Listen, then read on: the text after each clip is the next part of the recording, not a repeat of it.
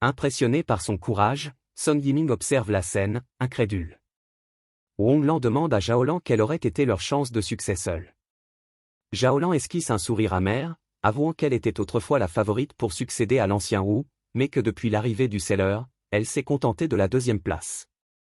Son Yiming et Wong Lan sont stupéfaits de voir à quel point leur fier leader a changé.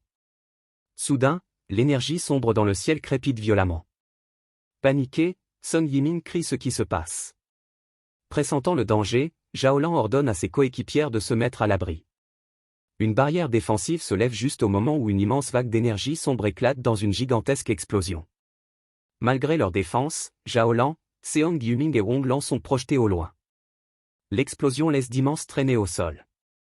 Dévastés et gisant sur la terre brûlée, les trois pionniers comprennent que cette puissance destructrice est la véritable nature du cœur de la zone interdite. Ils lèvent les yeux avec effroi vers le paysage terrifiant qui ressemble à un œil de feu géant, identique aux images satellites qu'ils avaient vues. Gao Lan leur fait remarquer que Fan Yi est devant eux, flottant au centre de la tempête.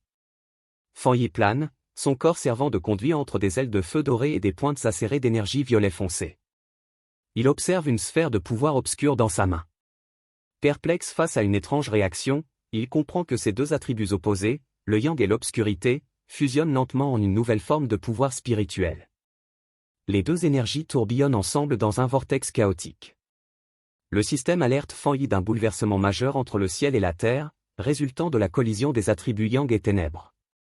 La réaction s'intensifie et le corps de Fan Yi semble se scinder, une moitié se réduisant à une ombre squelettique tandis que l'autre s'embrasse d'une lumière dorée. Le système annonce la naissance d'un nouvel attribut inconnu, le yang turbide.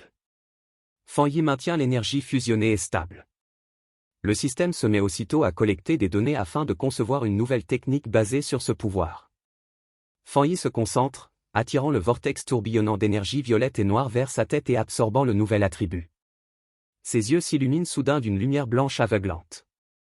Le système confirme qu'il possède une nouvelle technique, la technique de l'œil trouble spirituel, un pouvoir contrôlant les transformations infinies, à la croisée des illusions et de la réalité.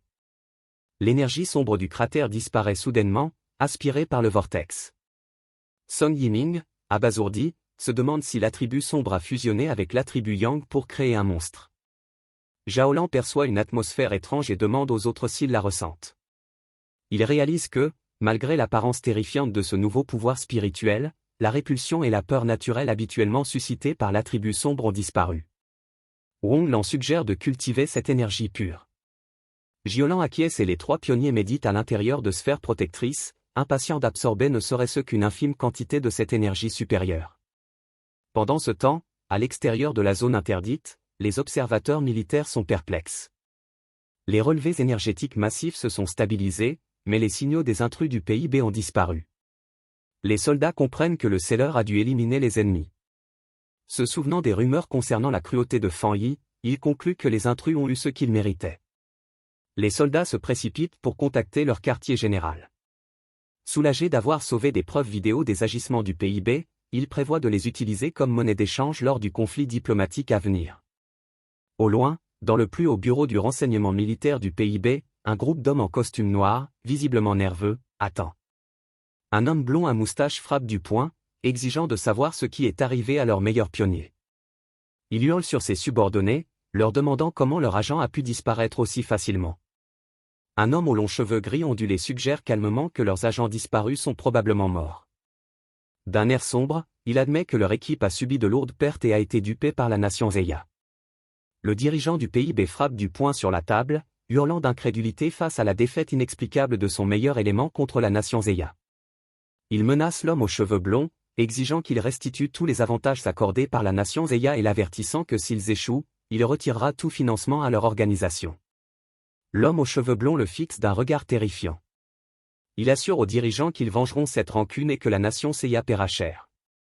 Soudain, une explosion d'énergie spirituelle verte jaillit de son corps, terrorisant les gardes. Il se lève et avertit froidement le dirigeant que, bien qu'il soit un fier citoyen du PIB, il n'est pas un chien comme ses gardes du corps. Il déclare détester être menacé et espère que le dirigeant s'en souviendra. Le dirigeant et ses gardes restent figés de peur et de colère tandis que le puissant pionnier s'éloigne. Alors que l'homme aux cheveux blonds s'éloigne, le dirigeant lui crie qu'il appellera immédiatement les dirigeants de la nation Xian et exigera que les pionniers leur donnent une leçon. Marchant dans un couloir obscur, l'homme aux cheveux blonds demande à ses subordonnés les résultats de leur enquête. 3 silhouettes en cape sombre le suivent. L'une d'elles annonce qu'ils ne peuvent pénétrer dans la zone interdite de la nation Zeya et qu'ils n'ont pas réussi à localiser le second jeune maître. Le subordonné explique que l'instrument de localisation implanté dans le corps de la cible a probablement été détruit, bien qu'il ne puisse exclure une interférence due aux importantes fluctuations d'énergie. À ces mots, le visage de l'homme aux cheveux blonds se crispe de haine. Il comprend que sa perte est réelle et jure que la nation Xian le paiera. Pendant ce temps, Fang Yi flotte au centre du noyau de la zone interdite. Le système fournit des détails sur son nouveau pouvoir, la technique de l'œil trouble spirituel, un art d'illusion puissant capable d'entraîner n'importe quelle créature dans un royaume de désespoir. Il souligne que le plus terrifiant est que Fang Yi n'a même pas besoin de bouger pour piéger ses ennemis dans des hallucinations jusqu'à ce que mort s'ensuive. Fang Yi atterrit, trouvant un tel pouvoir presque trop facile. Cependant, à peine ses pieds touchent-ils le sol qu'une douleur fulgurante le traverse, le figeant sur place tandis que son énergie fluctue violemment. Il s'effondre à genoux, toussant bruyamment, son corps luttant pour contenir la puissance. Essuyant le sang de sa lèvre, Fang Yi commente la brutalité de ce pouvoir obscur. Une énergie violet foncée l'entoure, et il comprend que malgré la création d'un nouvel attribut, l'énergie se défend avec une violence inouïe. Malgré la douleur, un sourire tordu et excité apparaît sur le visage de Fang Yi.